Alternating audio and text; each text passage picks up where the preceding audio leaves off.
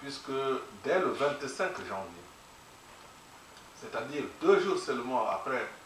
le scrutin du 23 janvier, l'Organisation internationale de la francophonie,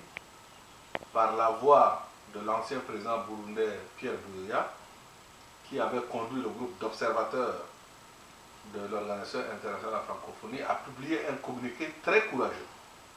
dans lequel il a déclaré sans ambages que ces élections se sont déroulées de manière ni claire,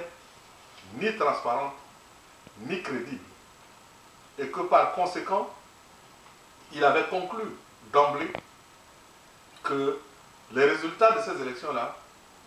ne sauraient être considérés comme réguliers. Quelques jours après le communiqué de l'Organisation internationale de la francophonie, l'Institut électoral d'Afrique du Sud, EISA, a également publié un communiqué très dense dans lequel il a recensé l'ensemble des dysfonctionnements majeurs qui, selon lui, ôtaient toute crédibilité au processus électoral. Et enfin,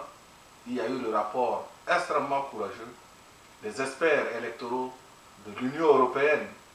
qui ont couvert l'ensemble du premier tour de ces élections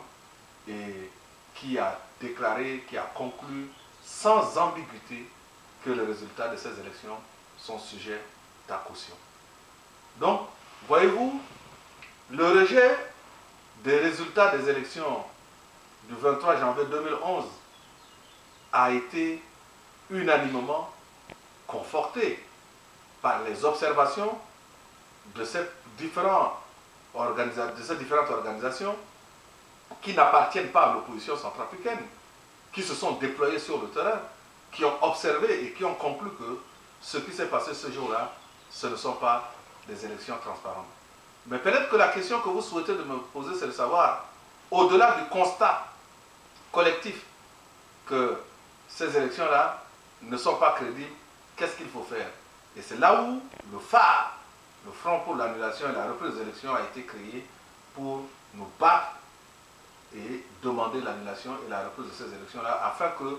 le suffrage du peuple centrafricain soit respecté.